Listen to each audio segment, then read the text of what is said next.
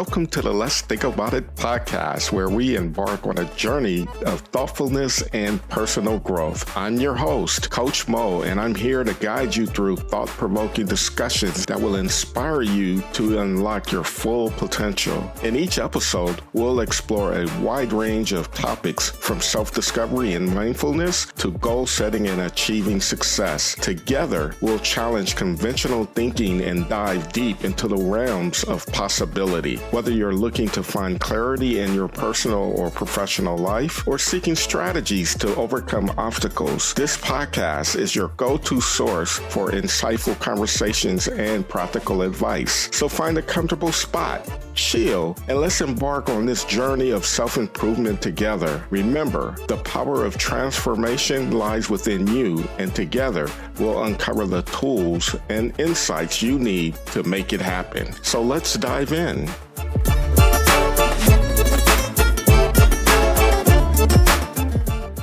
Welcome to another episode of the Let's Think About It podcast. I'm your host, Coach Mo, and I'm here with another amazing guest, and her name is Diamond Drip. Diamond, what's up, girl? Hi, Coach Mo. I am just honored to be here with you and our listeners today. I'm happy that you're here. But before we jump into this, you got to tell our audience where you're checking in from. What part of the country are you in? Yeah, I am in Maryland, so I am on East Coast time. Maryland. Okay. Yes. Born and raised? Yeah, so we affectionately call this area the DMV, DC, Maryland, and Virginia. And my grandparents owned a home in DC. So when I was with my mom, we would move between my grandparents and places in Maryland, different schools that I went to. So pretty much born and raised Maryland. Okay. So with that being said, tell my audience who you are, what you do, what your expertise is. I love that. Yeah. So I am, as we mentioned, Coach Diamond Drip. And what I do is I support women in learning how to align their energy with their business. So many times we are working against ourselves, and it gives way for a whole bunch of outside noise to come in and cloud our judgment, make us second guess ourselves. And so I support women in figuring out how to X out all the noise, trust that inner wisdom, and really bring them, like whatever the authentic them is, into their business so that they can magnetize their dream clients. That's awesome. It sounds to me like you bring tremendous value to the clients that you serve. How did you land in this space? Yeah, so the tools that I use now, I've been using them personally for just a little over a year now. And they came to me at a point, I was already doing business coaching, and they came at a point where I was really trying to figure out what my business superpower was. And the one thing that I was really noticing was that the proven strategies and frameworks for trying to figure out what that was, like, they didn't work for me. And so when I discovered the tools that I now include in my framework, it was like somebody was looking in on my life with a magnifying glass, showing me all of the reasons why the stories I was telling myself just weren't serving me. And it actually helped me replace them with innate gifts that my soul chose in this lifetime. And so the journey to get here from business coaching into this now more spiritual branding space, it didn't come without its ups and downs and adversities, but I wouldn't have it any other way, because I had to go through a lot of using these tools myself in order to figure out how to support other people and how in using them. Okay. How did you even get into coaching? Was it some sort of adversity that you deal with as a young adult that you wanted to be an entrepreneur and be a coach? What was the light bulb to say, yeah, I'm going to be a coach, and that's what I'm going to do. That's the path I'm going to go down. So take us through that. or business coaching? Yes. When I was working a W-2 job, I was a general manager of a gym. And when the company shut down due to when the place that I was working at, they had multiple locations, but when it shut down due to them losing their lease, I was in this space and forced to figure out what I wanted to do. Did I want to get another job? What did I want to do? And I was feeling like the job scene was something that wasn't like this whole status quo, go to school, get good grades, get a good job so you can get all the things, whatever they say is the American dream. I was like, I've tried this a few different times and it didn't work for me. So I actually chose entrepreneurship because I wanted to give myself a chance to figure out what I wanted to do, not just if I could meet the requirements of a job. And the first business I ever started was a product-based business. And it did really well, so well that I started a second business, which was a side hustle, which was graphic design. I was creating logos. I was helping people with their social media, building websites, etc. And the one thing that I noticed in both of those, the side hustle and then the main job, was that I was talking to people. I was helping them in my product-based business. I was helping them figure out the root and getting deeper so that I could make the best product recommendations to help them deal with the symptoms. And so there was always this element of like life coaching involved. I didn't call it that, but that's what it was in retrospect. And then in my graphic design business, a lot of times I had to work with business owners to help them get to a point of clarity so that I knew how to execute whatever the design was that they didn't have the skill set in the software to execute. And what came with that was like brand coaching, the things that I was learning in school, pursuing my degree. I was actually teaching them so that they could have the information and make more informed decisions. And the one thing with both of these pieces that weren't technically being included as a service that I was offering in the business was that I was coaching people in this way. And so at a point in my life where I was in some major transformation, I had just gone through my psilocybin clinical trial, which is the active component in magic mushrooms that actually healed my depression. I was like, okay, how can I bring what I love into the businesses that I created just because I was good at them? And probably about 8 months after the trial, that was when I made the switch and went into coaching. I joined a program so that I could learn how to build my coaching business in a way that would actually help me set myself up as an authority in the industry and give me the frameworks for how to bring out what I was doing in a succinct way that people could understand, namely my target market could understand and resonate with. I don't think I ever would have, as a child, said, oh yeah, I want to be a coach when I grow up. Right. But it has been the most fulfilling work that I ever could have chosen this lifetime. Absolutely. I can relate a little bit. I remember when I had lost a job, it was years ago, and I was introduced to coaching. Someone was working with me, right? And she poured her coaching into me, and it was brilliant. It was very helpful. It was transformational. It was very inspiring, and it just really pulled me out of my rut, right? And because of that, I said, I want to do that. I want to position myself to help people the way that this coach helped me. And that's what I've done. That's what I've done. And so it's also led to this podcast, right? Because this is another way of coaching, in my opinion, because I bring on people, professionals, experts like yourself to provide these insights. And maybe it just might inspire somebody to get out of their own way and take that next step. But I'm gonna go back to you though. You had mentioned early on about things that you had to apply for yourself. What were some of those things that you needed to apply for yourself so that you can start to level up? One of the main things that I had to apply, especially when it came to the tools, was leaning into them. Two of the main tools that I use in my business are human design and gene keys. And so human design gives you like a owner's manual for how you make your best, most aligned decisions, how you're able to tap into that inner wisdom that our culture doesn't necessarily value that intuition, that inner knowing. And so one of the things that I really had to do in the beginning was I had to, as you said, get out of my own way, because a lot of the things that I was doing to try to grow my business were things that I had learned in a program, were things that I had learned going to webinars, workshops, et cetera, things that I really dove into. And so what that caused was a lot of noise in my mind about the best way to grow my business. And one of the things that human design really emphasizes is that you know the direction that you're being pulled in, the direction that you should be going in based on that internal guidance. Right. And our minds, especially the inner critic, will come in and will feel one way, and we'll be like, I know this is the direction that I want to go in. But then you have the knowledge, which is, but what about these other things? You can't just ignore them.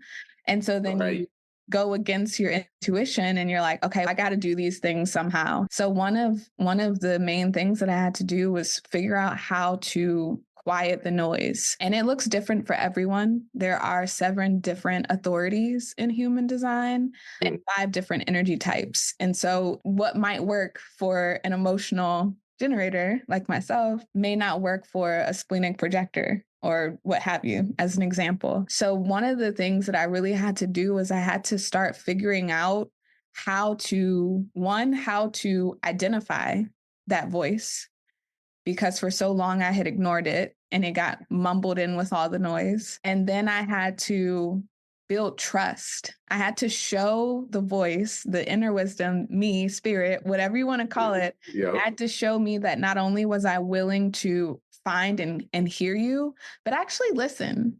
Yep. We might hear, and that takes a rebuilding of trust with yourself. Because for so long, the voices, you're just not going to listen to me anyway. And it sounds real. And I was talking about this in an earlier podcast, and it was titled "The Inner Critic is a Sly Mother." You know what? Because that's what he does or she does. She just, you have this feeling that you're doing the right thing and you're going to go down this path. And then the noise comes, the doubt, the worry. Oh, you shouldn't be doing this. And then the projection of the assumptions of what you think might happen if you go down this road. And what will people think of me if I do this? Oh, no, I can't do that. And then it's just this noise and you're just stuck. You're stagnant. The problem with that is we're often an autopilot of that, right? And we don't know what we don't know that we're in that. So we're naturally just stuck. And just like you said, it takes a little bit more maturity, openness to really dive into self-awareness and understanding, what do I really want? Is this true, what I'm hearing in my head? And having that kind of conversation with yourself. Because when we confidently have that conversation with ourselves, that's where we start to formulate the trust within ourselves. So that's powerful. That's powerful for what you're doing, for what you did to help yourself and what you're currently doing to help clients. Yeah.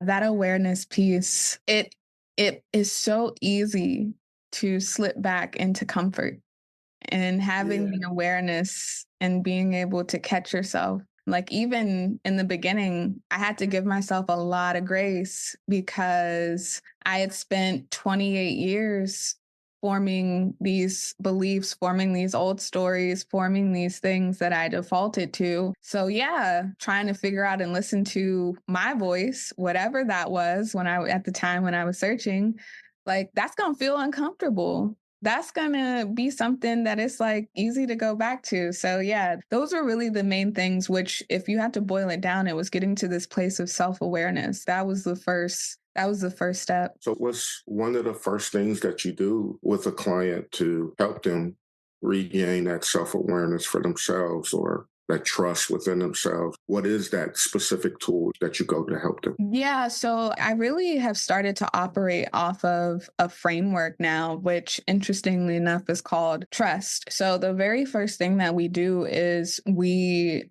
will tune into their authentic self. And what that entails is really discovering their unique energetic blueprint and beginning to recognize their innate strengths and their potential. So many times the inner critic will limit our potential because of other people's limitations. It's no, you can't do that Yes. because you're not X, Y, and Z. You don't have blah, blah, blah, blah, blah.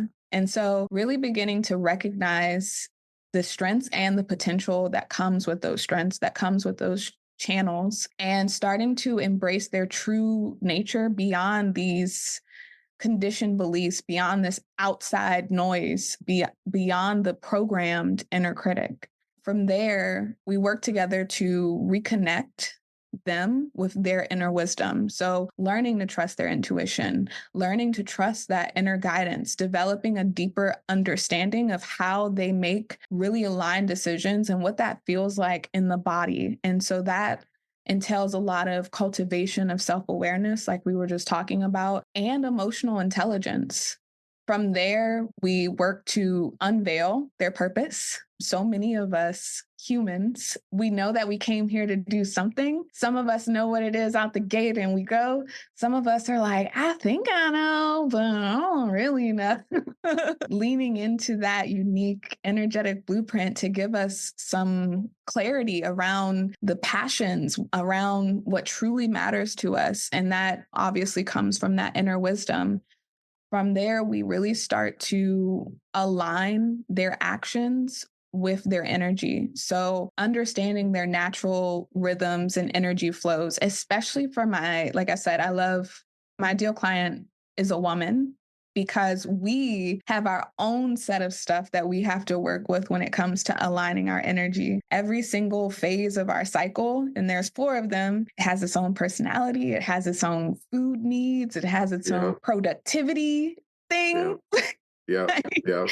Yeah. There's a lot of things that we need to work with to align our actions with our energy, learning when to take action and when to wait, and really developing strategies for how we can work harmoniously with our innate tendencies and our innate ebbs and flows. And then the last piece is really transforming their reality through conscious creation. So harnessing the power of focused intention and attention from what is already flowing through them, what their purpose is, what the systems that we're setting up in their business are, so that they can really spend more time in their zone of genius and less time on like the tedious things. So that's where like the business coaching is still in there. It's like we do a lot of work on you. Absolutely.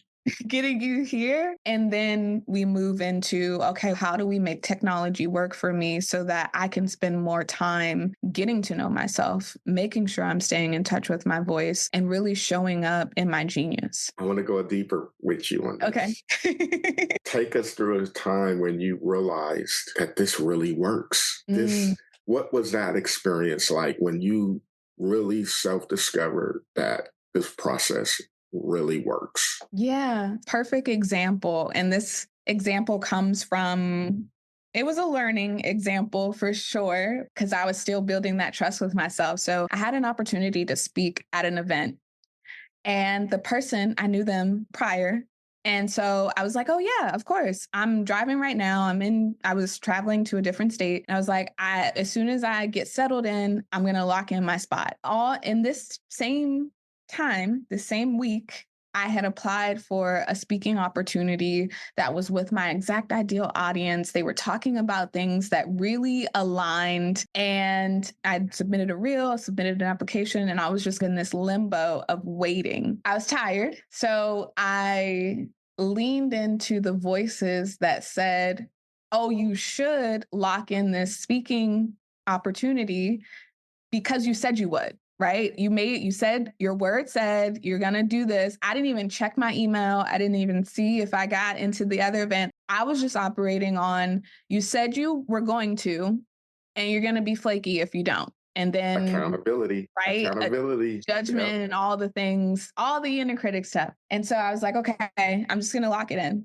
The next morning I woke up and I realized that I was chosen for the speaking event that actually was with my people. I felt like I was going to have to shift and mold my message in order to fit a more corporate style versus the other one all about spirituality, all about holistic wellness. And it suffices to say, I checked. I was like, oh my gosh, I'm going to get this thing. And I had to call the person and basically say, I didn't realize that I had double booked myself because the email came in the day before. I just didn't check it until the next morning. And it was a learning lesson because when I secured my spot that night, the night prior, I had a feeling like you should wait. But because I didn't trust myself, I was trying to place logic on why I should wait when I made this commitment and I'm trying to honor my commitment. And I had a feeling, and my authority is emotional authority. And so we really do our best when we wait for clarity. Right. And I went against it. And it caused this whole situation where now I'm in the process of getting a refund because it was within 24 hours of signing up for the event. The event was like a month out, but it put us in an interesting relationship dynamic where now this person thinks I don't want to support them because I don't want to do their event. And I'm like, it's not even like that. It's literally a situation where I would come to your event after, because I think her event was longer as a patron. I just need to speak at this other event. And Yeah. it was one of those things where I wouldn't have even had to go through the energy exhaustion that came with that if I would have just listened to that inner voice that was like, just wait until the morning to secure this spot. I know you said you're going to do it today, but just wait. That's interesting because you're right. It's we get so caught up in the action mode that we got to do something right now. And instead of just, chill out for a second. Let's Mhm. listen to that inner voice in that moment and let's see what that has to give us in support. And most people don't know how to really do that. You know what I mean? Yeah. Who are the clients that you help and work with? So the clients that I get the most lit up working with are clients who have had plant-based medicine experiences themselves, or they want to because they recognize the healing benefits. Those are the people I love working with the most, especially because I can give them insight into things that I have done that have helped me reach this higher level of consciousness and how I'm able to bring those downloads, those insights into my business and have them not feel shame. So many times in the business world, if people learn that you use magic mushrooms or you smoke cannabis, like there's almost this stigma that comes with it. Like you're not as serious about what it is that you do. And that's simply not true. These are tools that we use to help us reach that higher state of consciousness, to help us rest, to lessen the anxiety that comes with a busy mind, a busy, noisy brain. And so I love being a space where we can talk about the insights and things that come up during plant-based medicine experiences, because oftentimes those people are more open to things like human design. They're more open to things like gene keys because they're already walking this path of awakening, of awareness. And they really just want a space where they can bring all of these pieces together, where they can figure out what in the business realm they really want to bring in, what works, what works for them, bring in the plant-based medicine experiences so they don't feel like they have to hide that. They can talk about it when they're on podcast interviews and not worry about it damaging their brand because it's a part of them. And then bring in these other spiritual pieces, human design, gene keys into what they're doing. So my ideal client is someone who is really wanting to expand into that next level of consciousness, into that next level of their business. And ideally, if they could, they would do it at the same time. Okay. How does one know when they're dealing with, let's just say, the inner critic versus depression? How would you differentiate that from a person who doesn't really know the difference? Yeah, that's a really interesting question, actually. The inner critic is this voice in your head that basically poops on everything that you want to do, that you feel as though is meaningful. So it's that voice of doubt that comes in and makes you question the direction that you're going in. It comes in and it compares you to other people. It's always using these external metrics and beliefs to kind of place limits on you that really hold you back. So that's how I see the inner critic. With depression, I feel like the two can play into each other. So I feel like depression is just this repeated cycle of really believing the inner critic and then placing those limitations on yourself and having that affect you in a way that is profound, that keeps you stuck, that keeps you unable to really engage with life, to really find joy in the little things. So the inner critic, in my experience, it quiets down sometimes. Like it's not always in play. It really speaks up when I'm like parenting. Right, right. There's no guidebook on that really. It really speaks up in my business because a lot of times you are looking at other people's paths and you're already comparing yourself to other people, seeing how you measure up, especially with things like market analysis, competition, whatever, all of the things. And so the inner critic just takes that and runs with it. It's okay. Now you've done all this information about what they do and what they offer. Like, how are you measuring up? So it just gives that fuel. So I feel like that those are things where the inner critic really speaks up. But the inner critic isn't such that you can't enjoy life, isn't Right. such that you can't have these pockets and have passion, right? You can have passion and have your inner critic criticize you on how you want to pursue that passion. But Exactly. with depression, the passion is gone. The passion isn't there. There's a lot of wandering and there's a certain sense of purposelessness that comes with depression of what does light me up, what am I going to listen to, things like that. So that's how I would And more often than not, people dealing with depression should seek medical advice and see a practitioner in that area. Coaching doesn't solve that. So I just want to make sure I put that out there. But that inner critic, that sly mother, you know what, he does find a way to slip in there and bring the negativity to what you're trying to do. And it creates that doubt, like you said, or consistently telling you you're not good enough. You should be doing this, or this isn't going to work. Why are you even putting in the energy? Right. And when we listen to that's where I come up with the phrase, we're getting in our own way because we're paying a lot of attention to that inner critic. And one quick tip in how I address my inner critic, that's a great perspective. Thank you for sharing that. I'm going to try this though. It just suppresses itself automatically. And what I found through my experience in dealing with my inner critic, action always silences my inner critic. Because when the doubt is present, worry starts to come, fear, you're trying to assume certain events is going to happen before they actually happen. By listening to that, it keeps you unproductive in those moments.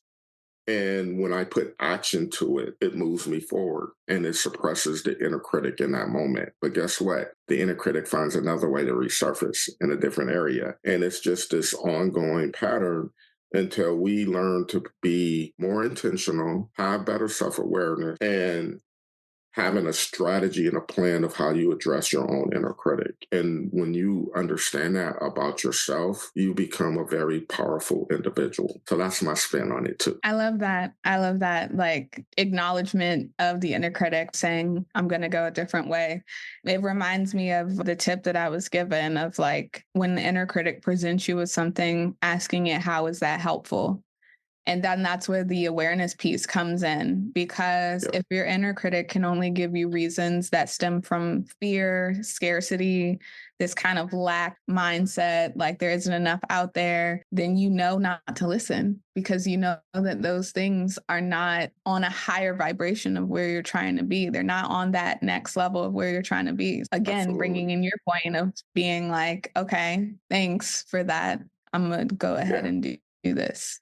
The inner critic never shuts up, right? He just finds a way to navigate and to get in our and to get into our head. And as long as we can continue to create that self-awareness that I'm going to follow my true intentions and what my intuition is telling me in that moment, and take action towards that, whether that action could be just to pause, maybe it's to just listen, maybe it's to move in a certain direction, whatever, but being present to listen to that is powerful.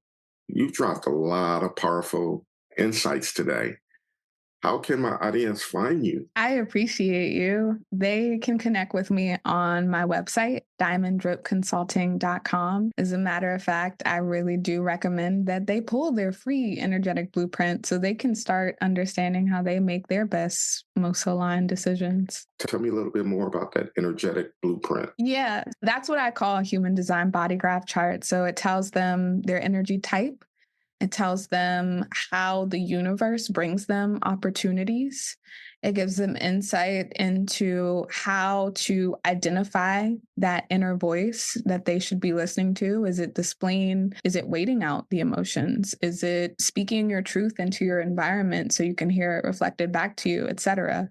And it tells them kind of the role that their aura takes on when they're in an environment. So it tells them how other people see them, and then their underlying script of how they interact with the world. You know what?